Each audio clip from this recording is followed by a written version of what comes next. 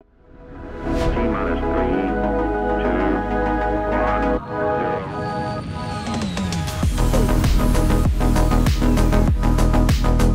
1, 0. Hey, space friends. Hello, space friends. Welcome back to another episode of the Launch Sequence Podcast, episode 106. This is your weekly space game show, looking at, obviously, space games.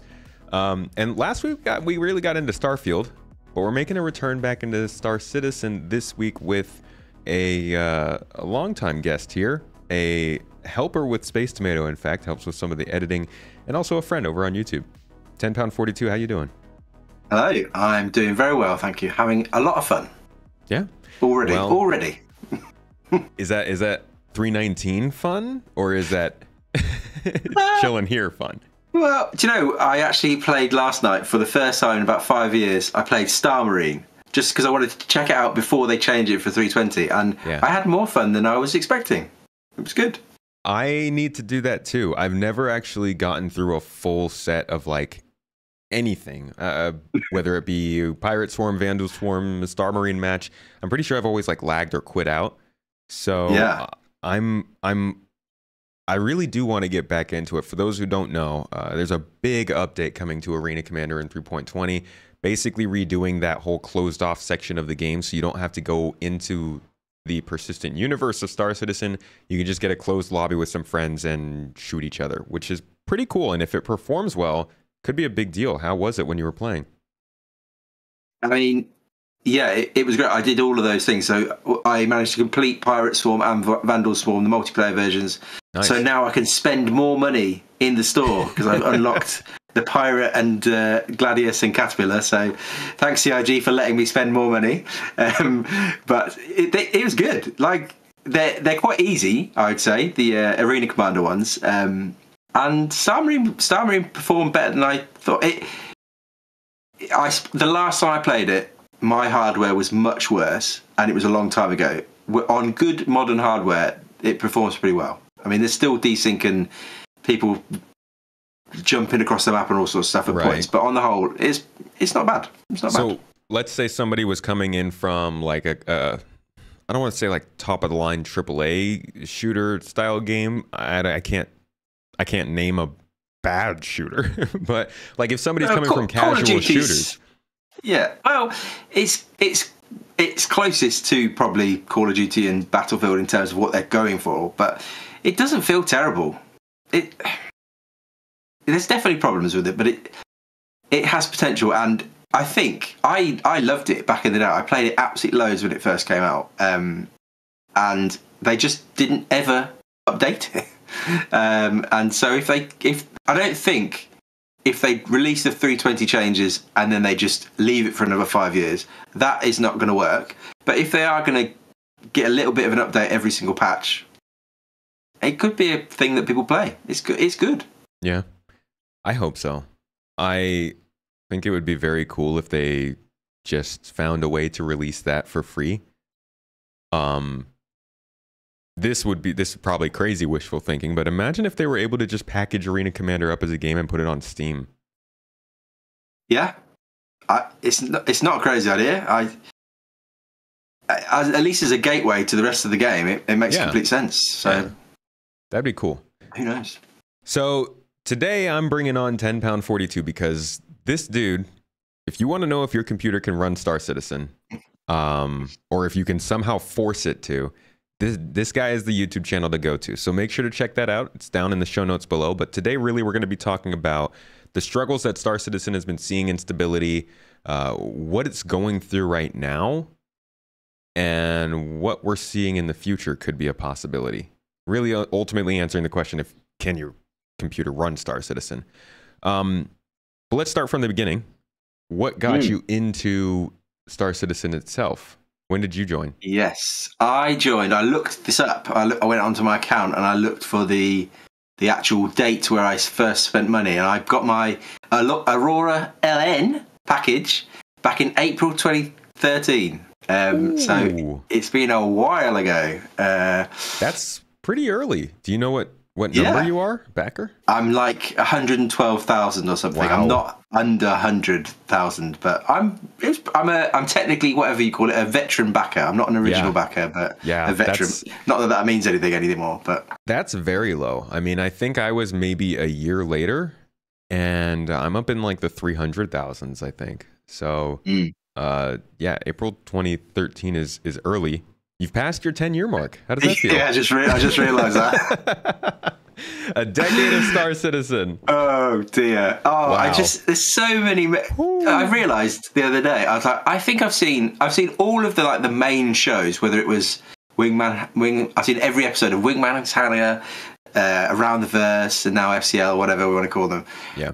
I've seen most of the live stuff, the amount of hours of just content, not even playing the game, of content I must have watched would be a scary number.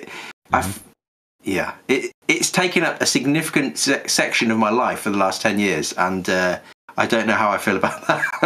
It might be a good thing. It might be a bad thing. But I love it. I still love it. It's still great. There's so many good memories from back in the day, like the first steps in the hangar module, or the first time playing Arena Commander when it first came out, very arcadey back then. Or even the first time I landed on a moon. I guess that was 2.6, was it? I don't know. Or that would have been 3.0. Yeah, 3.0. Yeah, right. Yeah. Those moments, I've got them etched in my memory. Like there's lots of wow moments with this game, and they have to keep you going with the frustrating moments, I think. But I love it. I think I love it. I love the game. It's been a journey, and we're going to talk about a lot of that today. Kind of. A lot of people are wondering, has the game always been as unstable as it is now? They might be surprised to hear that it's been much worse. But it's a good point. Honestly, I feel like 3.0 was when I really feel like it all started. Obviously, that's like 3.0 was 5 years after it started. That was halfway through here, but 3.0 is when it felt like they finally had their heads on straight, and they were like, okay, this is. We finally get it. We've expanded with the planets. We know what's going on. Here are our goals. They started to lay out like server meshing and all that stuff. And yeah, it's crazy that how long it's been, and how a moment like that, 3.0, when it felt like things were really getting started, was only half of that time. Yeah. Which makes you worry about how long it's still to go. But we'll talk about that another time. So, and besides Star Citizen, when did you start getting into the type of content you're doing? Testing and benchmarking and stuff like that? Yeah. Well, it was Star Citizen. So the first video I released was in August 2020. And it was basically, there was a few technical questions that I was, as a player of the game, was thinking, I can't find a really good answer for this. So the first one was the whole 16 gigabytes versus 32 gigabytes of RAM. And I was searching, Googling, trying to watch videos saying, and there was all sorts of videos where there was like side by sides, but there wasn't anybody really explaining what was going on or actually testing the numbers. And so I thought, well, I'll just make a video. I'll work this out and I'll try and make a video. And so I did that. And then I also looked at, do you need faster solid state drives? Does that make any difference? So I guess I just started making a few videos and then was like, oh, I quite like this. For some reason, I don't mind spending literal hours just running around Lawville, round and round and round and round for hours, just getting data. I don't mind capturing the data. So thank God for that. Kind of, yeah, I know a lot of people wouldn't. A lot of people don't like that, but the problem with SE is that it's obviously variation between each time you log into the game. You have to capture so much data basically to get anything usable. So, yeah, a lot of time running up and down Lawville, but I really enjoy it, and it was helpful for me at the start. And then I thought, well, I quite enjoy doing this, so I'll just keep going and see if I can help out some people with different tech stuff. So, yeah, it's fun. So you didn't do it before? You didn't do any content before Star Citizen? No. I just thought wow, maybe it'd be fun to try start a YouTube channel. My original thought was, I wonder if I could get 100 subscribers on YouTube, I wonder if that would be a thing. And then after that it was, I wonder if I can start to make any money. And I remember my first day of being monetized on YouTube, I made myself £2, and I was like, oh, maybe this wasn't worth the goal. Yeah, it takes a long time to scale, but you kind of blew that 100 subscribers out of the park. Well, it took a while actually. It did take a few months, but yeah, now we're kind of picking up people here and there. So yeah, I mean, it's just fun. I quite enjoy the YouTube stuff. It's fun. It's fun to do. Well, I think that's a great way to start the channel. That's the way I started it. I wanted to see a certain type of content that wasn't really coming out for Star Citizen, and so I took a shot at it, and it was fun. Yeah. But your stuff is super valuable. I don't think that your channel gets like the amount of attention it should. I think that probably happens more. You probably notice a big bump up when like a lot of more casual players and there's just general more excitement in the game because people are like, can I even play this game? And I think over time that's going to be more and more useful for a lot of people. So have you considered branching out doing content for other games? Yes, great question.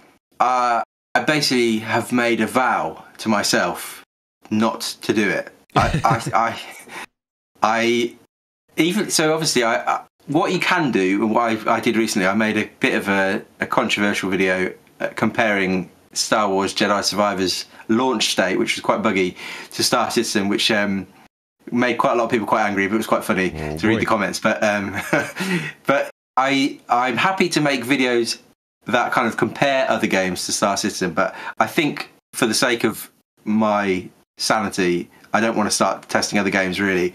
And this channel, I think it has to be just about Star Citizen. So I think for the foreseeable future, barring the death of Star Citizen, I think it will be just about Star Citizen performance. But I mean, there's some good channels. I think if I was to do more testing, I'd probably do a different channel. I'd probably start another channel. But we'll stick with Star Citizen for this one. So if you ever see me making a video that isn't about Star Citizen, anybody, you can abuse me in the comments.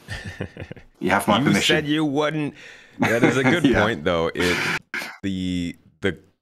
Because of the way that Star Citizen is perceived, it's a little bit.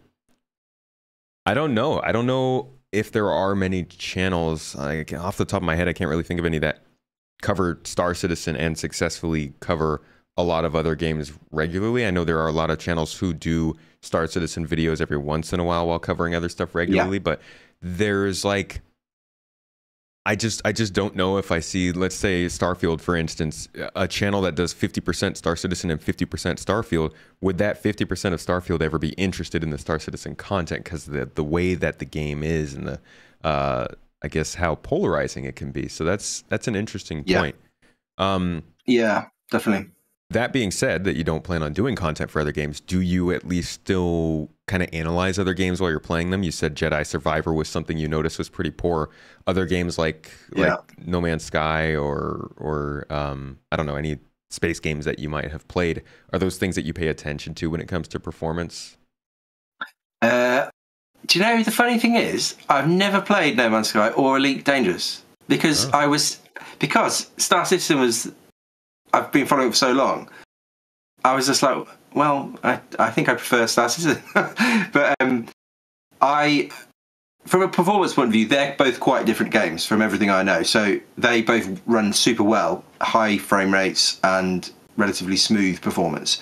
Jedi Survivor was a bit of a mess at launch and still is, from what I know, although I haven't played it for a while. There's just, you know, so Star Citizen, basically the major issue with performances for a long time has been the fact that the game engine, the CPU side of things, bottlenecks down onto one or two threads. So the main thread doing all kind of the game logic, and then the render thread, which we can talk about in a bit with the Gen 12 renderer. But that is true of other game engines as well. So Jedi Survivor is running on Unreal Engine 4, and from what I could basically find out from the research I did, it's got a pretty similar issue in that you're quite bottlenecked by a couple of threads, and if you've Jedi Survivor is quite a big, expansive open world game, and the engine just can't really cope with the design of the game. Digital Foundry have done some really good videos on it actually that basically saying the same thing. They're really good, actually. But there's so you're like a lot Star of PC. Citizen Digital Foundry. I mean, I'll take that. I don't think I'll go that far. They're very good, but yeah, that maybe should be a goal because I don't think they're going to cover it for a while. They did a couple videos. Did you ever get to see those? A while back, wasn't it? But yeah. It's all good. The problem with at the moment, really, from a tech testing side of thing with SE, is that you really want, like with kind of the tech scene on YouTube, you've got things like Linus Tech Tips, you've got Hardware Unbox, you've got Gamers Nexus and more. And you watch a video and then you watch the other people's video and you basically can use them to work out if they're all saying the same thing. Just to check the results are basically right. The problem with SE is that there's very few people doing any real testing. You get a lot of people say, oh, I think this is what I'm getting, or oh, I saw these frames here. You can't do that. You've got to actually test it. But obviously there's no money in testing Star Citizen and it takes so long. So it's just, I think I'm the only person stupid enough to really do it. Is basically the truth. There will be more. Hopefully, I do hope. This could end up being kind of ironically, I guess, since it's built on the Crysis engine. This could end up being the Can It Run Crysis game. I think it's already the servers make that a difficulty, but it's already at that point where it's like, okay, this is pushing the boundary. Like, this is the first game I ever saw that 32 gigabytes was recommended. And I know that's starting to catch on more. SSDs is default and everything, but it almost feels like they knew that was going to be the case, so they just planned ahead with Star Citizen. Yeah, I think use the overhead. Go on. Yeah, I don't know whether they planned this or whether it's just a happy accident, but it seems to me as though they just were hoping for hardware to get faster and faster over the years, and it's made the game run a lot better. So, things like solid state drives and more RAM, that will become normal in other games, but SE, it is the crisis of our generation, I suppose, now. It really... It won't run well on older hardware at all, and it won't run that well on new hardware. Yeah, so I guess first I'd like to know how often do you find you're switching hardware out to test Star Citizen? Good question. Well, I can provide some props at this moment for your video watchers. Ooh, yay. But viewers. But I've got viewers. There we go. We've got some, what's that? That's 7700X or 7700X, yeah. That's a 7950X 3D. Wow. That's a very expensive one. I want to sell that quickly.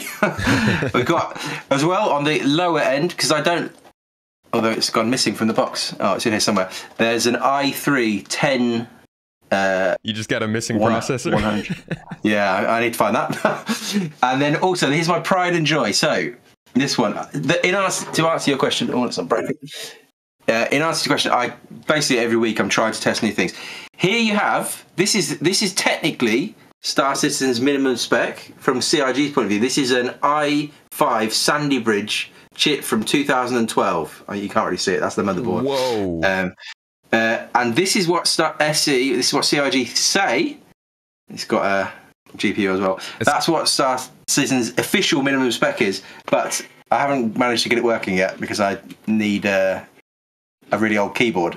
That's a boring story, but that is officially what CIG say is the minimum spec, but I am going to make a video proving that CIG are liars and that it isn't, because there's no way the game is going to run well on from 2012 Sandy Bridge. It's just no way.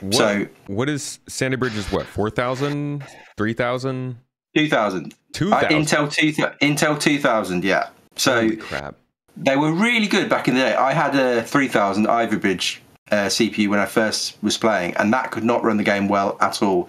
And so there's just no chance. There's no chance that this will run. But they won't change it. They won't change the spec. I don't know why. So I've never actually tested it directly. So I'm going to test it, and then I'm going to start screaming from the rooftops that CIG are liars and they need to change their minimum spec, because it's just wrong. It's really wrong. Yeah, I'm gonna definitely have a look at that. Send me that video whenever you make it, because that's pretty crazy. A 2000 series. I remember when I was playing on a 4700K, I think, and I was still having trouble with that processor. Yeah, there's just no way. There's just no way it will run the game well. But I'm going to physically, with data, prove that, and then hopefully they will. They've just not changed the CPU requirements for a long time, and I don't know why. Maybe because they don't. Nobody's buying these old parts anyway, so maybe they don't really think that it's that important. But yeah, it's nowhere near the minimum CPU. It's way too slow, and just 4 cores with no hyperthreading, not going to happen. Okay, then let's say, what does somebody have to have? What is the spec? Lay down the law. What is the spec for solid 30 frames per second across the game? Let's say if the servers are running well. Yeah, and when you say solid, I would say most of the time 30 FPS would be. That's what I say minimum is. At 1080p, most of the time you're hitting 30, even in the cities. So from a CPU side of things, what I've found recently is that I have a main system and then I've got a minimum spec system, and the minimum spec system for a long time had an 8th gen i5 in from the Intel side, but that was kind of getting a bit slow, so I've basically upgraded that to an i7, which is a bit silly for a minimum spec, but for that generation at least. So 8th gen i7, so 700 it's got in there, that will most of the time hit 30 FPS in most parts of the game. So I'd say that is the bare minimum from the Intel side. I'm going to test that 10100 i3, and then there's an i5, and find out. I need to redo my minimum spec video, basically. It's a bit out of date now. But on the Ryzen side, from AMD, you are talking probably the 3600. So that's 6 cores, 12 threads, and fast enough to probably a little bit quicker than the Intel side. The 2600 is a bit slow in the testing I've done before. So they're pretty modern CPUs. So you wouldn't really want to go further back than those. And then from a RAM side of things, 16 is still playable. I play regularly on the minimum spec system with 16 gigabytes. You sometimes have to change the page file on the system so that your game just doesn't crash. But you can play with 16 gigs. 32 gigs is better, but 16 is the minimum still. So how do you feel about people regularly in my stream chat, for instance? People tell folks when they come in and ask about the specs for the game, they tell them just get 32 gigabytes. Do you think it's worth it, or should that money go to something else in the PC, or just save the money, or what? I mean, it would depend on what your CPU was, probably, but it definitely does something. So it improves hard faults, basically, as you run out of the 16 gigabytes of memory, you'll have to go to your SSD, and so as you swap between the SSD and the RAM, that can bring stutters basically and hit you.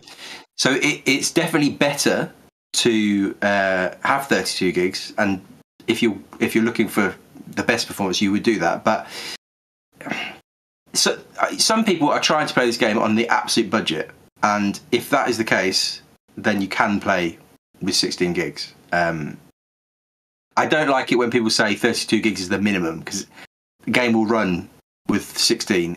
It's just it runs better with 32. But to then flip-flop the other way, RAM has come down quite a lot in price, so it's not that much to get 32 gigs now. But you are hitting 30 frames per second with 16 gigs of RAM. You can. You'll definitely stutter and hitch more than if you had 32. But if you're saying, I've got no money, I want to play this game, what's the cheapest system I can get to get 30 FPS most of the time, then you don't need 32 gigs of RAM. Okay. But then, for people with more money, I would heavily recommend 30 gigs of RAM. Then we'll assume they've got that 8700, like you said. They're running that 8th gen i7. Yeah. They've got 32 gigs of RAM. What are you thinking in terms of a GPU is going to work for somebody? So the GPU, so I did quite a lot of testing on GPUs over the last year, and what I found was that my old recommendation for the minimum spec was a 1060 6 gigabyte. That was getting a bit dicey with the clouds on. So if you want to turn the clouds off, that will still hit 30 FPS most parts of the game. But what I found was that the 1660 series from NVIDIA so the 1660, 1660 Ti, and the 1660 Super, and the 1070 will all do about the same, around the 30 FPS mark in most parts of the game, and then higher in space and things like that. The tricky thing is that AMD, the older AMD cards don't seem to perform as they should compared to NVIDIA cards. So I tested the 5600 XT or something like that, and some of the other cards, and they just, if you look at kind of other reviews and websites, you would assume that they would perform better than those NVIDIA cards, but for some reason at SC they don't. So from a minimum, I've tended to recommend those NVIDIA cards, and they will. Well, that is, yeah. Here's what in my. If I can get it out. So this is my minimum spec system. This is just the base 1660, and that's fine. Like, it's quite well balanced with the i7-8700. Okay.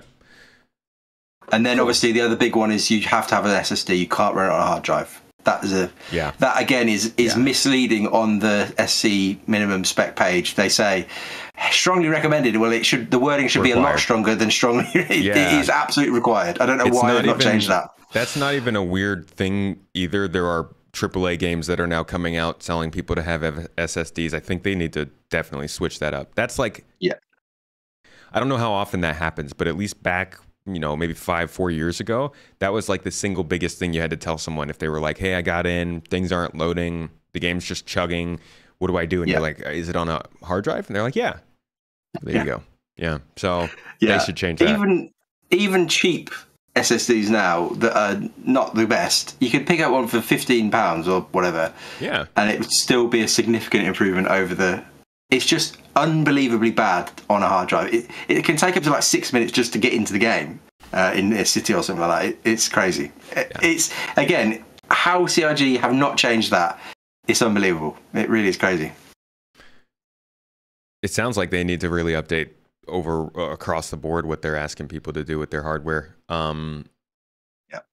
Also kind of interesting though, if that's what they're shooting for. Like, what if that's the goal that they're shooting for? So at some point they hope to optimize the renderer and the loading and server meshing until it can run on that kind of hardware.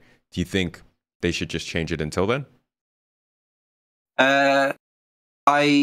So yeah, that is a good point. And they've said at various points, I think Ali Brown, the graphics director, has said a while back, he talked about the fact that they wanted to support people with 3 GB of VRAM in their GPU. So there is a sense from them where they do want to support older hardware. But my personal feeling on that is that just the way this game is continually developing in a more and more complicated way, and the fact that they have had to drop some support for some graphics cards, and they have had to drop support for some CPUs in the past. So the CPU requirements didn't require AVX, and the GPU didn't require DX 11.1, but now it does. So I just think they're going to end up dropping anything less than like 6 GB of VRAM at some point. They're wanting to keep people who've bought hardware maybe 10 years ago in the game, but those people will just naturally upgrade anyway because other games will start to require more hardware. And you start to run into the problem that they say they were trying to avoid from the beginning, that they are building a PC game that's made for good PC hardware. If you're trying to spec for a PC from 10 years ago, some might say you might as well just make it run on a console as well. So there's like a fine line of, you want to support enough people, but also the whole point of this game is that it is much, much bigger than your traditional game, or much more intensive than your traditional game. And we see that on game design too. A lot of people will come into the game and be like, well, I like this game, but I don't want to load cargo myself. And they have to make that call. Do you want it to stay as hardcore as you've said it's supposed to be? Or do you try and open the market more? Either way, you're going to get hate for it. Definitely. I just think they are being unrealistic if they think they can still support 10-year-old hardware in another 5 to 10 years, if that makes sense. As in, when the game is actually maybe coming to some sort of beta or whatever we want to call it. That's where. There's no way that they'll still be supporting Sandy Bridge from 2012. All the optimizations that they've made to get the game into the place that it is have only got us to half decent performance with really high end hardware. Yeah. The amount of work they'd have to do to get this 2012 CPU to run the game, I don't think it's possible. Yeah, I just don't think it's possible. That is pretty wild, especially when you put it up on the camera because it's so like tiny and it the just looks like small. a little toy. Yeah, a little raspberry. Yeah. Okay, so like you said, they have been doing some optimization and stuff. Let's talk a little bit about the interesting part of this, how the game is actually running. What have your thoughts been on the game's progression, optimization, performance over the last, let's say, year since 3.17? It's 3.17.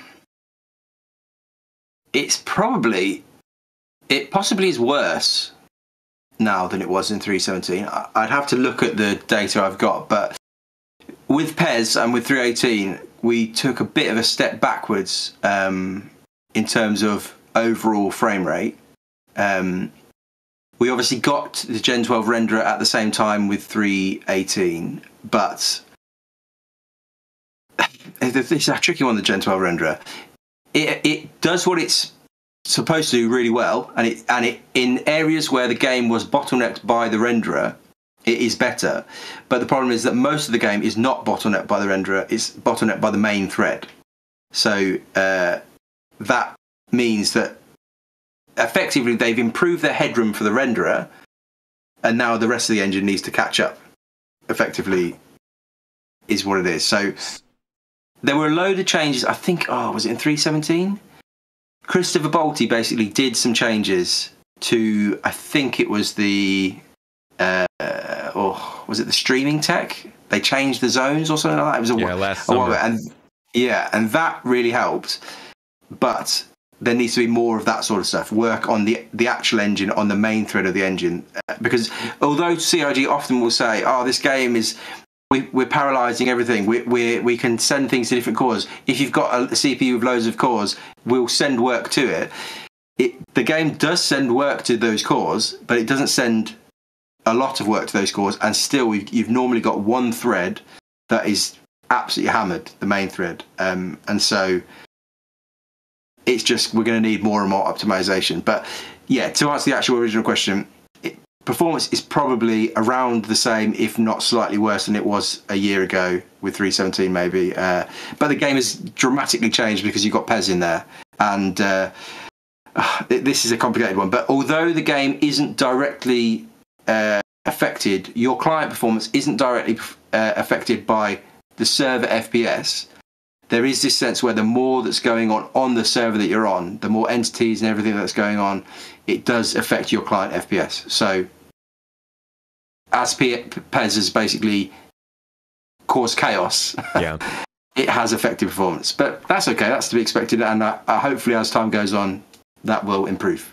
Speaking of expectations, this time last year, where did you expect the game to be, say a patch after PES was added in? I thought it would be a mess, and it obviously the game was a mess for a while, wasn't it? As in, you couldn't get in for a good part of 3.18. It's tricky because we're still really on the 3.18 branch, so it's hard to answer. We're not actually at the patch after 3.18 yet. True. If that makes any sense, because 3.19 is basically still 3.18. We're on 3.18 point whatever we're on now, really. So I think 3.20 is going to be really interesting because that is the first time where they've gone in and done probably more engine work, and we don't know much of what's coming with 3.20 yet, do we? We're getting snippets now. Obviously got the Arena Commander stuff, but we're kind of expecting still a big change, the cargo stuff maybe, and so it could be significantly different, and that could bring a lot more of them problems. I don't think they're doing like any major back-end stuff, maybe besides like cargo refactor things, but it seems like it's mainly a content patch, new ships, new missions. I hope a reputation update of some sort, and then like the cargo stuff. But excuse me, would you consider where they are right now? Again, this is still a 3.18 patch. Would you consider it to be a good recovery from what happened with PES? I mean, was the addition of PES and then where we are now, does it feel like it's worth it, that like they did a decent job of delivering it, or do you think they could have tightened it up faster? I think the fact that we can play the game is obviously a bonus. That's nice, yeah. But I think it's hard to say. It really was bad. If you remember back to I don't know if it was the original chairman's letter from the chairman, they said that they'd want to be testing PES for like 6 months. And I think because they couldn't get enough people on the PTU, they ended up having to test effectively on the live server, which is why it all fell to pieces, that they had to shove something out there onto the live server to get enough players to actually work out really where it was. So I think we're probably still in that period where they're working it all out. That's why they've had all this. If you look at all the patch notes, they're having all these issues with the items and long-term persistence. And I think we're still in the point where CIG is really working out how to do PES. Like they got the initial, let's say, tier 0 into 3.18, and like all things that they make, there's going to be multiple iterations of it. In terms of whether it was worth it, I guess my question maybe for you: have you noticed PES at any point? Oh yeah, you've noticed, yeah. But have you noticed it more than just there's some things on the floor? No, because I don't think I've come across like a ship that's just been there for months. I think I have no idea how long the PES, how long they're lasting, as in, because it's tied to the server. If the server goes down, are they still kind of holding it past the crash? So that's it's why really I came hard to you, tell. man. I can't test this stuff. Well, that sort of stuff is really hard to test because I've tried to, but I mean, you can't even guarantee getting back on the same server yet, which is a problem. See, yeah, that's huge. I mean, I remember when they were talking about PES last September was when we found out that they didn't have the matchmaking service really down. And as we got closer, it did seem like they had it better. So they were kind of like, okay, it's going to try to get you there. And in practice, I've seen that it does generally get you into the same server. But there are so many things missing to tell you about age. Like if a ship crashes on the ground and it's sitting there for 2 weeks, you don't know if it's been there for a day or 2 weeks. There's no buildup of the biome on the ship, or at least it doesn't, maybe it glitches. There's no dynamic changes to areas that make you realize time has passed. So like the technology is there, but the proving ground for it doesn't really feel like it is yet. And that, I think, makes PES leave people's minds. You know, you said we're still kind of in this testing phase for it. I don't think most people are thinking that. Most people are thinking it came in 3.18, they didn't get it fixed for 3.19. Is the game going to just continue on like this? And that's probably what a lot of people are asking themselves. Yeah, no, I think so. They've definitely been doing some testing on like clear up, haven't they? Of how quickly things should clear up in what areas and things like that. And it is a huge technical thing. And I think over the development of the game as it goes forward now, it will prove to be a really good piece of technology. It was always going to be messy. It was just probably more messy than even CIG thought in their worst nightmare. Oh my gosh, yeah. It was like this game has been in real bad states at various points over the last 10 years, but for a majority of people not to be able to play the game for that week or so or whatever it was. So that was terrible. I would really appreciate a postmortem on that on PES so that we can understand what they're dealing with right now and what they're thinking, because we don't even have insight into like where their mind is at. Hey, PES is taking a couple months longer, server meshing might need to be pushed out, or maybe they've made great headway and like things are going faster, but we haven't gotten like a good update on that stuff in a while. And I won't bring up Road to 4.0 videos, which stopped 3 months ago, that were supposed to be going every month, but we're kind of in the dark more than I appreciate right now. Yeah, we are in a bit of a weird place, I'd say, at the moment, in terms of we don't really know what's in 320. and that's the next patch. Like, there's not been a lot of communication for a while. We've not had post-mortems, patch, going over the patch stuff. I wonder if it's just because they're, like I say, they're still in the middle of working it all out, and they don't have some of the answers to some of the questions that we might have. I would have personally expected to have matchmaking for servers by now. I assumed that would come with 3.19 when they started talking about it. I assumed that they'd give you the ability to queue to get into the same server if you wanted to wait. But for some reason, we've not had anything about that. Maybe since that letter, maybe? We may be getting into one of those classic CIG media blackouts where they don't really communicate with us for a while. They can't afford to do that anymore. They just can't. I don't know. That sounds like a topic for a video maybe coming up. You mentioned a little bit ago that we've been through a lot of rough patches during Star Citizen. Yeah. Compare this performance to some of those rough patches. Client-side performance is like I say, it's not necessarily better than a year ago, but in general, the game will run now better than it ever has. And like I said, part of that is because you can now go out and buy a really quick CPU, and that makes a big difference. You will remember exactly when this is, but the big change was with object container streaming. 3.3. 3.3. Okay. What year was that? Was that 2018? That was 2018. Yeah, I think it was 3.3.5. They brought in Hurston with object container streaming in November. Yeah. That makes sense. Good memory. That before then, on any hardware, you'd be thrilled if you saw more than 20 FPS. Like, it was really, it was brutal. I was barely even getting 2-digit frame rates.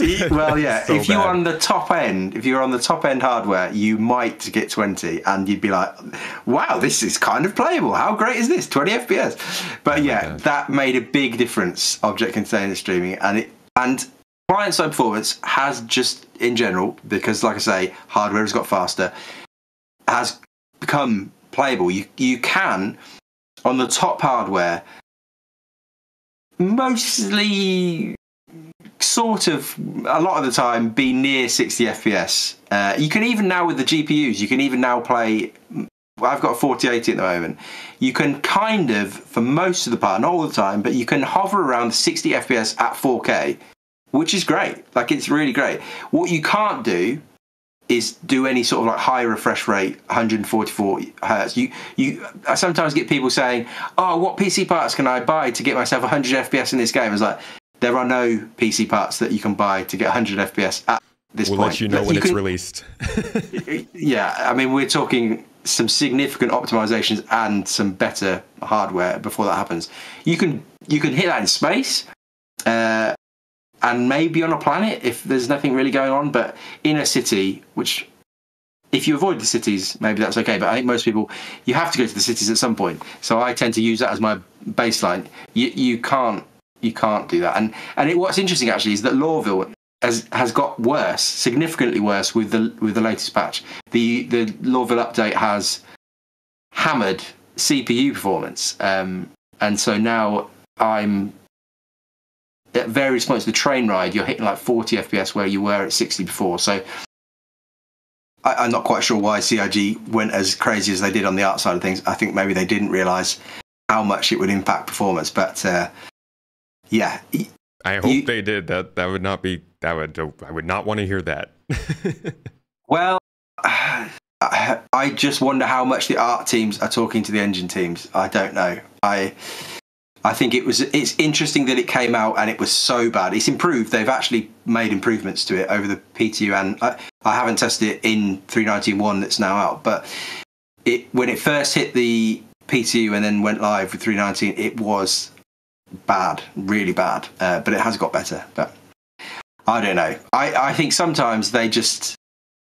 I wonder sometimes about the structural communication between different teams in CIG, because it's just sometimes it seems that things are just a bit disconnected, and a team is working. They've got so many staff, obviously. I just wonder if anybody from the engine team said, excuse me, how many buildings are you putting in here in Lawville? Have you considered the cost of this? I just don't think that happened. I think they just went mad. Montreal, wasn't it, who did the Redux? I think. I don't remember who did that. I think it was Montreal, but it's speculation. Again, I'd love a post-mortem on that on 319. That's the thing. Let alone 318. Part of being a part of Star Citizen is being here for the development. They talk about it constantly on Star Citizen Live and Inside Star Citizen, but when it comes to the actual development, they have been getting worse and worse, in my opinion. Besides the monthly reports, they've been getting worse and worse about talking about them. We see Inside Star Citizens a lot of the time talking almost nothing about the development of the object in the episode, and more so just kind of showing us it.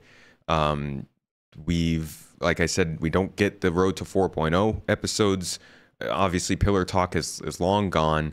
And I just feel like they think that their community is changing to be more about the eye candy and the exciting stuff. But we're all sitting here still wondering how this game is being made and how the changes that they're making are affecting it. And without these post-mortems to tell us, to tell us about things like the city or Gen 12, we're a bit in the dark again. There's a lot of guessing going on. A lot of this, you read a lot of Reddit posts and whatever of people saying, "Oh, maybe this has happened," and ultimately, guessing doesn't do anybody favors. It doesn't help CIG. It doesn't help the community. They should communicate more, which is what everybody has been saying for 10 years. But yeah, they make some progress in some places, and then in other places they start to lack on it.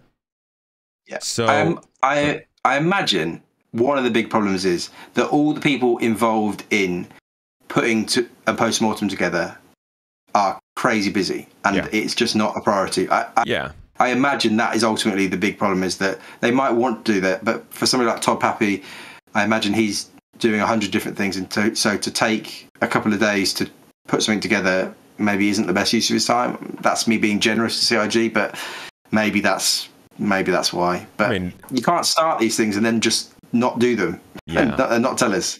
Yeah, it's a big part of the project. It's not just a game being built, it's the development being communicated. That's what's kept it alive for so long, and I do hope that they can get back to talking about this. I think there was like a Q&A maybe a couple of months ago, and somebody asked if there was going to be a postmortem about PES, and they said yes, so still looking out for that.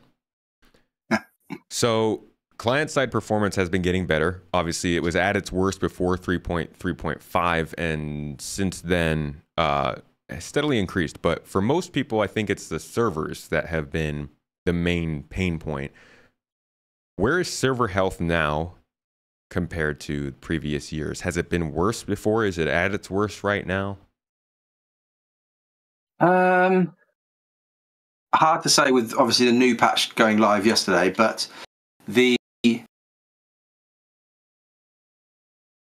some of the stuff that they have in now, whether it's working or not, but the recovery from 30Ks have been worse, I'd say. I don't know if you'd agree with that, and you've played the game probably more than me recently.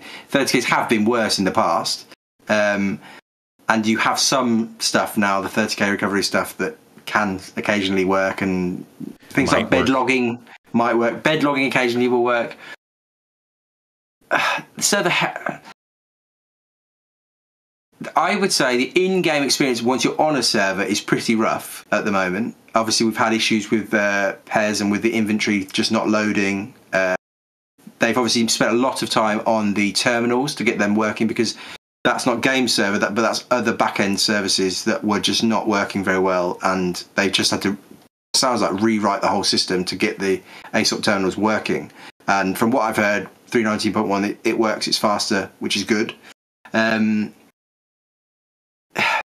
It's very hard to know, because again, they haven't communicated, because they're obviously at some stage, or some of the team are working towards some variation of server meshing.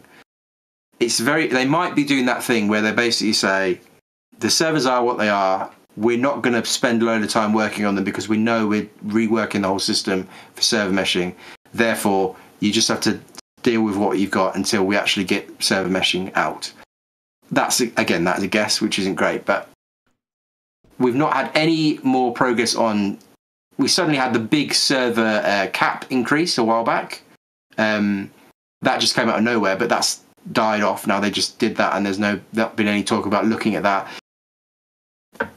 Very hard to know. That you can play the game and get a good session and not crash, or you can get absolutely decimated by 30Ks. It just seems completely random at various points. Yeah. It's very. I would struggle to say it's the worst it's ever been, because I think it has been worse in the past, but it's not good, is it? It's not. No, it's not good where it is at now. I would say it's not as bad as, I think it was 2021 when they started doing 30K protection, maybe. Like 2019, 2020 time, the client-side performance was good, but like cargo hauling died. And that was what really, I think it was as cargo hauling died, everybody really started to realize just how bad it was to try and play like a long session. 30Ks were regular and consistent. The client FPS wasn't, I mean, it was good because of OCS, like you said, but we were still, sitting in the 20s in terms of frame rates. And I mean, we couldn't even tell how the server FPS was running, but I'm sure it was no better than the 5 to 10 average that we get right now. So I definitely agree that performance was worse, but the big kicker right now is just that the game's better. So whenever performance is worse, you're missing out on so much more. It feels more like a complete game. Expectations are higher because it's been so long. And there are other games that are coming out and not offering the same experience, but offering, similar stuff. I think one of the biggest examples of that is Hardspace Shipbreaker. It's not an expensive, huge AAA game with a ton of marketing, but if you really, really liked salvaging and you came into Star Citizen for salvaging, that could take a lot of your time away from it. Yeah. No, that makes sense. You have got more choice. It's just this age-old debate between CIG saying that it's an alpha versus it's a live service. I don't think CIG treat the game often as though it is a full live service game. They just say that when it's good for them to say that. But on the whole, I imagine they're just happy that we're testing things and they're working on it, and they'll have all the numbers for concurrent players and all that sort of stuff, so they will know if people are dropping off. But you got to remember that, as far as I can tell, the cycle for this game has always been a new patch comes out, people check out the game, they play it for a few weeks, and then they leave it until the next patch. And so I imagine maybe more people are now playing because, like you say, the game is more. It actually functions more like a real game now. But I imagine CIG probably is saying, well, it's kind of always been a bit like this, where people will play when it's interesting and then they drop it for a while and they'll come back. And I think the conversation's changed a little bit about that over the last year, especially with people like Jack Frags and Ollie and them bringing so much more casual attention to the game. I think people, for better or worse, whether they ignored it or didn't notice it, jumped into this game thinking, this is my new main game and I'm going to make it work. And like, they're putting up with the glitches and all the problems, but they're playing it like every week. They're talking to their friends in Discord. They're involved in it regularly. And I think that has slowly changed the conversation and expectations. I can't imagine that CIG doesn't notice that. I mean, the new player experience, the optimizations and stuff that they've been doing feels like it's saying that. But at the same time, everybody is wondering, when is it actually going to reach like a good level for us? That is the $1 million question. Yeah, when will it be? Like, that cycle's breaking down that you're talking about. People are playing it all patched through now.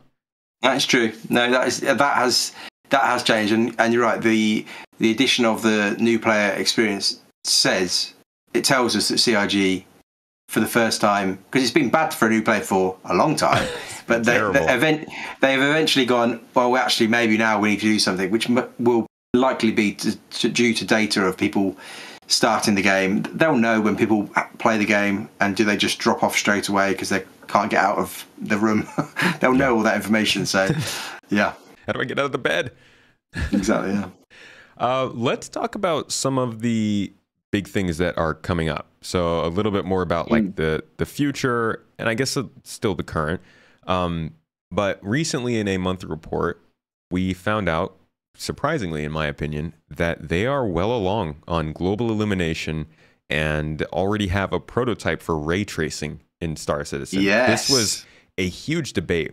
I mean, people have been coming on to Reddit and being like, is Star Citizen going to get ray tracing? Are they going to get real-time global illumination? Like all this stuff, it's usually packaged with, are they going to use Nanite and Unreal Engine 5? But this is a realistic addition to the game that I personally didn't think was coming anytime soon.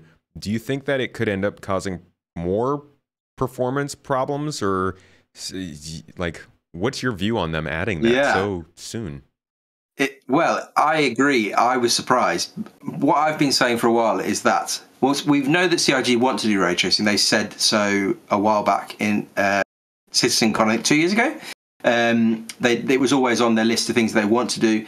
And also, if you have ever seen anything to do with Chris Roberts, you know that he wants to match AAA games. And so there was just no chance that Squadron 42, in my opinion, was going to launch without ray tracing and things like DLSS or FSR.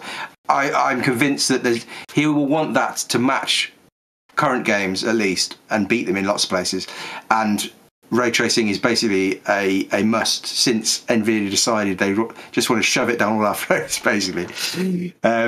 So I was surprised, like you, that it was actually there's a prototype for ray tracing. The global illumination stuff is interesting because you can do global illumination without ray tracing, and the wording was unclear whether it was the same. I'm hoping we'll get a bit more information at some stage for them to clarify. But in theory, ray tracing could massively improve the lighting of the game, because I think CIG have said this themselves potentially in the past. The lighting it doesn't match current games. It is a bit behind potentially. Obviously the models and the shaders and everything like that, the game can look incredible, but some of the lighting doesn't look great. And so I think depending on what they're doing, because you can ray trace shadows, you can do reflections, you can, like the Quake game from a couple of years ago, you can fully path trace the whole game, and that's the Cyberpunk Overdrive mode. They're basically, it's full path tracing, absolutely brutal. This is insane. It looks incredible, but it's heavily reliant on DLSS and DLSS 3, the frame generation, where basically NVIDIA inserts frames to basically not quite double the frame rate. That might be crucial for Star Citizen maybe one day. It's hard to know until they tell us more information what exactly they're doing for ray tracing. But what I would say is that most of the time in this game, your CPU bottlenecked and your GPU isn't doing anything. And especially if you've got a fairly beefy graphics card with loads of ray tracing hardware, that's not doing anything. So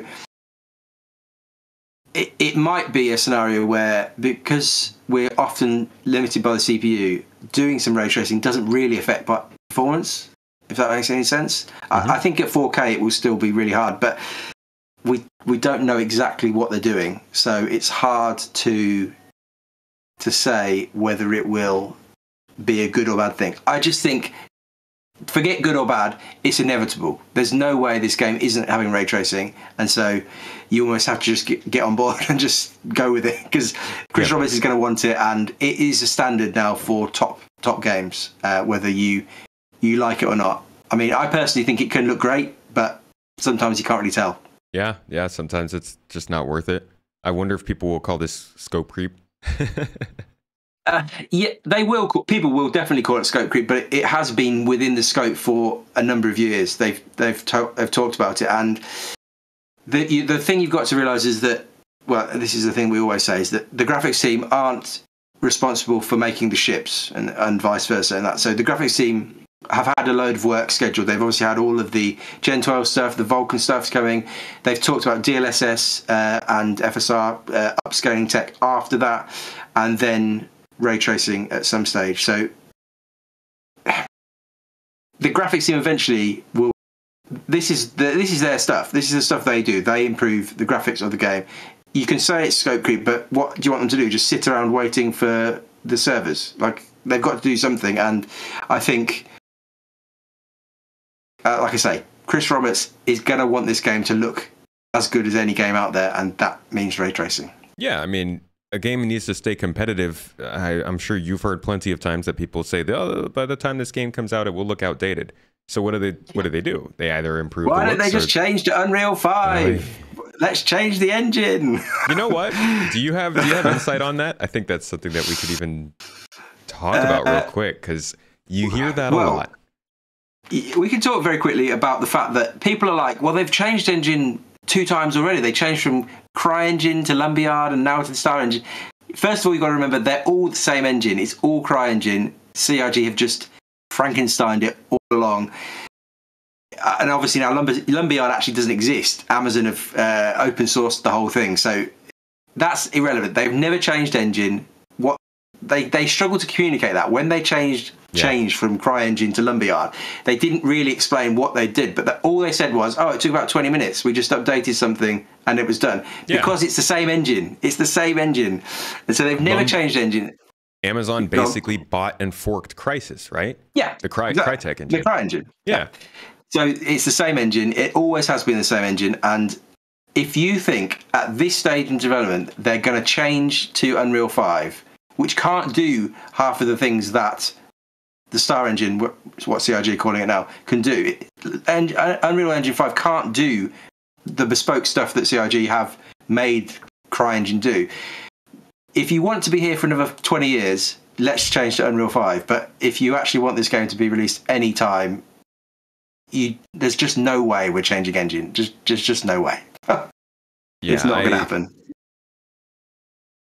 It really feels like an investment. I continuously look at the different games that come out, and I can't help but feel like if you took I guess some of the companies are doing this. CD Projekt Red is adopting Unreal Engine for their game, and I look at these big publishers, these big companies, and they have their plethora of games they want to make, and I think to myself, if you were to take another engine and use that to make that game, doesn't that worry you that in 8 years and in 10, 15 years, when you guys have this incredible concept or these incredible games and you want them to do something specific, that you kind of have to go through somebody else's work to get there? Or if you ever want to break it off to be self-contained, or maybe even be something that you can start to, like, let's say you want to become a publisher like Ubisoft, and you buy up other studios and you want them to start using the same tech that you do. Yeah, you could tell them to use Unreal Engine, but wouldn't it be nice to have your own documentation and everything that you could just bring people in to make the same games with? Yeah, definitely. It really is. It's complicated, game development and game engine development. It's really complicated. I don't think the majority of people understand how it works in any way. And what's interesting is that, going back to Jedi Survivor, so that's made by Respawn, licensing the Unreal Engine 4. What's interesting about CRG is that they've got basically a load of the architects and engineers who actually built the engine and were around right at the start of CryEngine. They've nabbed them from Crytek.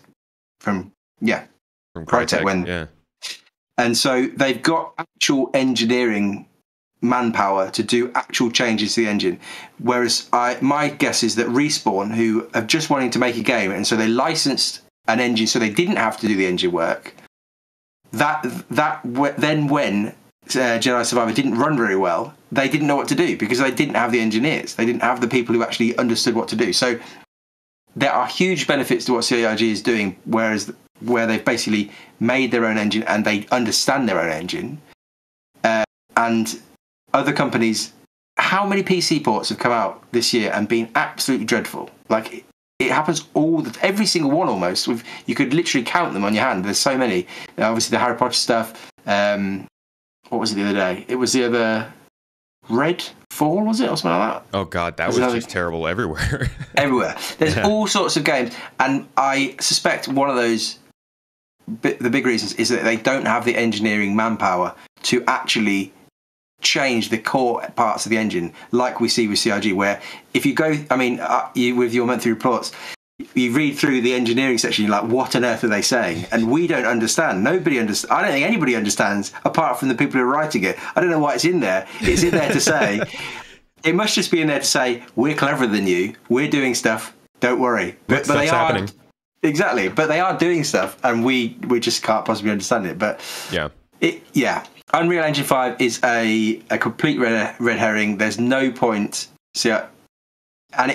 All it shows when you say, oh, why don't they switch to Unreal 5? It just means you probably haven't been following the project quite long enough or closely enough to really understand how much work CIG have done to get the engine to where it is. Yeah. And that's another mistake on their communication. They're leaving it up to us to tell people this stuff when they need to be the ones saying this, because there are so many people. By the end of this year, more people will have joined after 2020 than before. Yeah.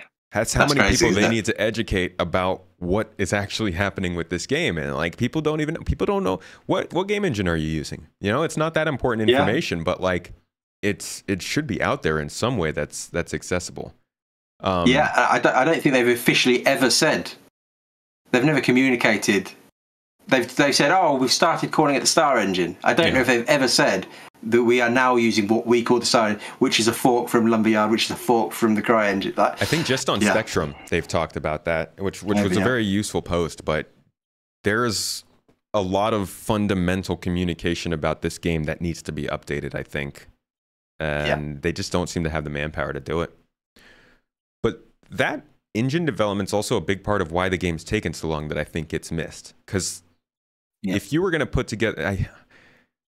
I hate to bring this up as the example. This is going to start a whole debate in the comments, but Starfield is being built on the Creation Engine 2, right? And it's been in development for 8 years.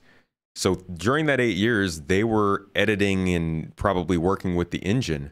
But before that 8 years, they were working on base building. They were working on NPCs. They were working on the skills systems and the interaction systems, and all of that stuff was still part of the engine development. It's all stuff that CIG did during the time of Star Citizen development.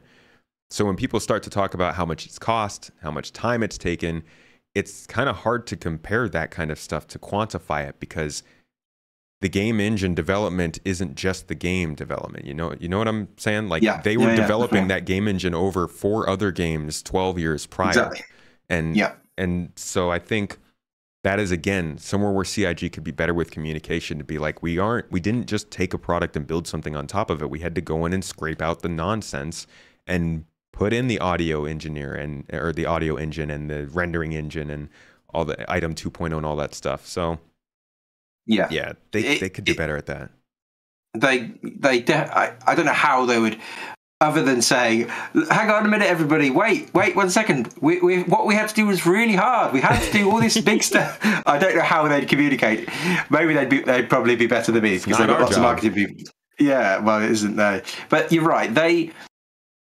One day, it's possible that we might look back and say, wow, what a good job CIG did to start a games company and build a game from nothing. We might at some point turn around and say, that was impressive what they did. At the moment, it doesn't feel like that, because what we have isn't impressive. What we have is like we have like a kind of tiny viewpoint to something that might one day be amazing. But it is possible that in the future people will look back and say, they started from scratch and they created this huge game that was beyond the scope of any other game. And like you say, for Starfield, there's many, many years worth of company knowledge. So there'll be people who have been working at Bethesda for years, and they will have worked on multiple games, and they will have an idea of how they do things, as well as having lots of work. And they've previously shipped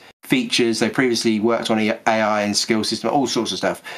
They have so much behind them to start Starfield, and Starfield is still taking a long time, and it's nowhere near as ambitious as Star Citizen. So I think, if anything, Starfield says to us, if a game like that, with all that behind it, can take that long, well, is it surprising that Star Citizen is taking as long as it has? it's a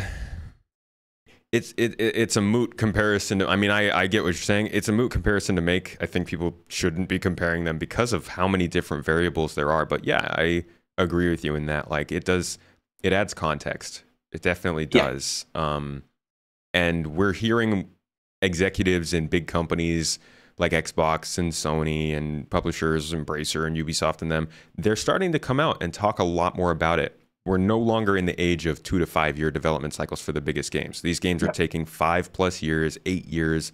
Cyberpunk took 10. Elder Scrolls 6 is taking, I think it looks like it's around 10. They're talking about Star Wars Eclipse. They're talking about 2027, 28 release. And now Starfield, we're seeing it too. Like, these games, which are single player, are taking a long time to make on already established engines with already established companies. And yeah, they're working on other stuff in the meantime, but it still adds that context. Definitely. And even the new Zelda game, which is effectively built on it's built on the previous game. Like, I don't know if you played it, but the Tears of the Kingdom is effectively they've just built on top of Breath of the Wild and added more features. And obviously they've changed things, but it's the same map to a certain extent, and that still took a long time to come. So it's hard. I remember Nintendo a long time ago, I think they were talking about the difference between 3DS games and maybe Wii U game or something crazy like that. They were saying they hadn't realised how much longer it would take to make HD art. And we're talking about HD there. But the difference between the artwork for something like a handheld and then going to full HD textures, all that sort of stuff, they just hadn't factored in how much longer it would take to make a game. And now we're seeing games that are much bigger in scope than Wii U games. So yeah, I think as games get more and more complicated, it's not surprising that they take longer. And Star Citizen is the extreme version of that. It's the most complicated game, and it's going to take the longest, I think, is the way to probably look at it. I don't know, maybe Duke Nukem will take longer. Okay, so we've talked a little bit about ray tracing as a possible impediment to performance. But on the same conversation as the game engines, I'd like to talk about things that maybe they've talked about or maybe you've seen in other games that could help the optimization of Star Citizen get better. A lot of people are asking the question, is it always going to be like this? Like, what are they going to actually do to optimize? Obviously, there's regular bug fixing, but could they be doing things with, say, LODs like Nanite does? Could they be... Is there anything that they've talked about that you've seen that you feel like is a good sign that they're in the right direction?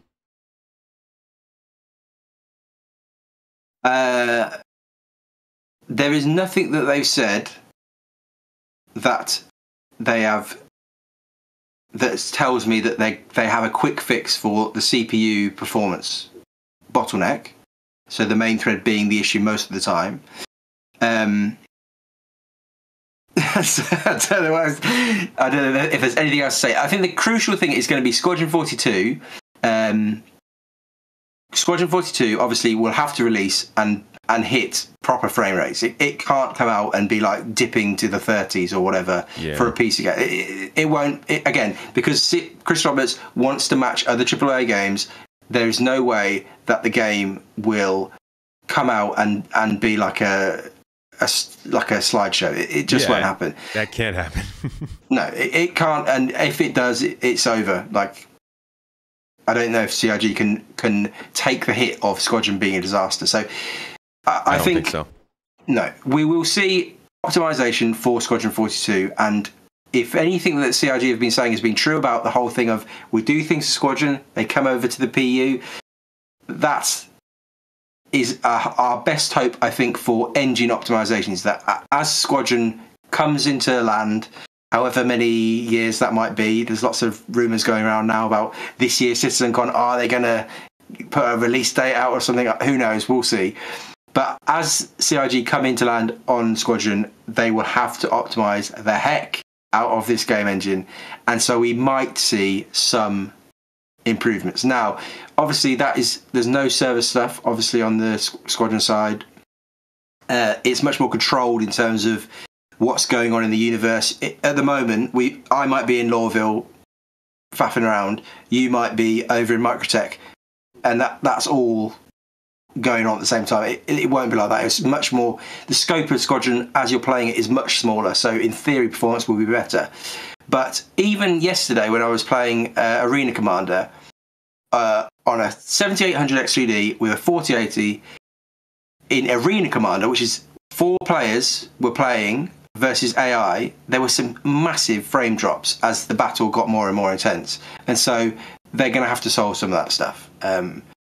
So my hope for CPU performance is Squadron 42 will bring optimization. From a GPU performance point of view, that's much easier, and I think DLSS and FSR, the ability basically, if you're not familiar, to run the game at say 1440p, but then you upscale it to 4K, so in theory you get the performance at 1440p rather than if the card was running at 4K. That's great technology and is relatively easy from what I understand to put into the game, and I would expect them to start looking at that once Vulkan is actually fully in.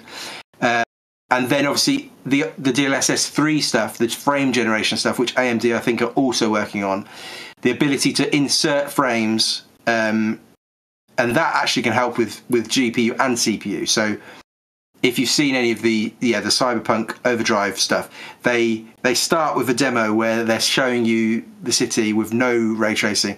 They put the ray tracing on and it falls to pieces. We're at like 20 FPS. They then turn DLSS 2 on and it kind of doubles, and then they turn DLSS 3 on and it doubles again. That should, and I'm convinced will, find its way into Star Citizen at some point. So I think running at 4K will get much easier in the future. At the moment, you basically have to have the top end cards from NVIDIA or AMD. So I'm not worried about the GPU side of things. The other thing to say is that the CPUs from both companies and GPUs will just continue to get better. And so at some stage, they'll solve the problem for they will CIG. solve the problem for CIG, basically. Oh, yeah. That's a terrible way to do it. It is, but CIG, I don't know whether, like I think I said before, I don't know whether they've done this on purpose, but they've designed a game that will probably run pretty well on hardware from 10 years in the future. That they just have. And it does run much better on top-end hardware from this year than it does from even hardware 3 years ago. That it just runs much better on newer products. So anything you're really worried about in terms of this game running and actually meeting a standard people are interested in is around the CPU. Yeah, definitely. And it is getting better. With faster hardware, that's becoming less and less of an issue. I suppose it depends on, because Star Citizen is a game for everybody that does everything. If you're like a Twitch shooter, 30 FPS is not good at all. Like ideally you're wanting 100 plus for like to really be able to move around quickly and have good performance. If though you're wanting to do some cargo, 30 FPS is probably okay. So it depends probably what you want to do in game. Performance is much better in space. So if you're wanting to do some ship combat, if you can get out into space and do a mission, generally because there's much less going on, it's not too bad. And so you can have quite smooth performance on good hardware in space. So I'm not worried. I'm not worried from a performance point of view because it is gradually getting better and there are things in the future that will come, and they've done very little optimization up until this point. But whether it will ever be a game that runs like Doom, like the Doom games run like at 200 FPS, I doubt that at all. I think they're probably targeting 60 FPS on top end hardware, I think. Okay. So your timeline is really Squadron 42 is when you're expecting the game to start to see some real improvements, or rather shortly after Squadron 42 when they could bring those optimizations over to the PU. But before that, you don't think it'll really take a big step up? I think things are likely to get worse before they get better because of the nature of what they're doing. They're still developing features, they're still developing Ken tech, they're still just developing the engine. So I think it's likely that what's going to be interesting is the cargo. When they're physicalizing all the cargo and people having to move cargo around, can the servers and the clients hold up with 1,000 boxes being moved onto a sea? Yeah. Two was like yeah. I tend to take a long-term view at the whole project in that they're heading in the right direction, and therefore there'll be bumps where it gets worse and then gets better. But gradually, if you track performance on the client over the last 10 years, it's definitely getting better, and I'm sure it will continue to get better. That's what I like to hear. For those who are looking for ways to improve their experience, do you have any like quick tips for better performance? Yeah. I did recently I don't ever do this, but I actually made a video looking at load of performance optimization stuff. Plug it. Yeah, it's basically, I've seen quite a few videos from people saying, here's some performance tips, but they're not tested them. They're just guesses. I've basically put a video with all the testing I've done over the last 3 years and put it all into one video. So the big things, the main one, not the main one, the first one, the easiest one for performance, make sure your RAM is actually running at the speed you think it is, because it's very easy to not have your XMP profile on or whatever. Very easy. Any BIOS update or anything you do, you could lose quite a lot of performance by not having your RAM running at the speed you actually think it is. You do that in the BIOS menu, right? You go into the BIOS, yeah, and you just switch on your, normally an XMP or Expo maybe now with the AMD stuff. You can turn it on. That's quite an easy gain in performance. Bring up the video so I can just quickly scan through it.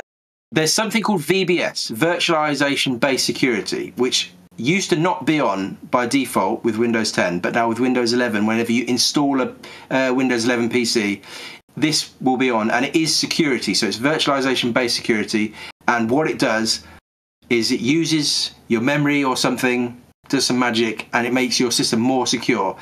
But it does tank performance a bit, and I've tested this multiple times, and if you want more performance at the cost of less security, you can turn it off and gain a fair amount of performance. So it is a thing, but you just have to know that you are making your system less secure. So yeah, that is... Who needs security? Well, that's my view, but that is not a lot of people's view. A big one, if you're on Intel 12th or 13th gen, is to turn off your E cores. They are still not really working very well. So that's going into the BIOS and turning off the efficiency cores. That's only Intel 12th or 13th. You could play around with hyperthreading if you've got a lot of cores. So say you've got a CPU with like 16 cores, 32 threads. You might find that actually it performs better if you turn hyperthreading off. It depends on which CPU, you could try that out. You can mess around with turning off things like motion blur in game. That can gain you a little bit of performance if you're GPU bound. SSDs versus NVMe's makes no difference. So it doesn't make any difference at this stage apart from a tiny bit of loading. The fastest SSD or fastest NVMe will not change performance in game versus a slow SSD. Just don't do a hard drive. You make sure you understand your cloud settings. So a lot of people don't really understand, but you can turn cloud settings off if you're GPU bound. Having them on medium is okay most of the time. Very high clouds, especially at higher resolutions, are an absolute killer and really hard to run for anything. And then things like game mode, you should try messing around with closing down your background apps. There's one question though, or one thing. If you are GPU bound, because we don't have DLSS at the moment and we don't have FSR, but you can actually insert some upscaling stuff into the game. There's a program on Steam called Lossless Scaling, and also in, I think, NVIDIA and AMD's control panel type things or experience stuff, you can use, I can't remember, super resolution or something. So you can actually do some upscaling in the game, even if the game doesn't actually support DLSS or FSR. So if you're struggling on your GPU's topped out 100%, which most people won't be, you can do some upscaling, which will get you a bit more performance on the GPU side. But cool. There's more, but that's overclocking can help. But check out the video below for it. Yeah, it'll be linked with the channel page down in the show notes. But yeah, those are good. And you can get a fair bit of performance.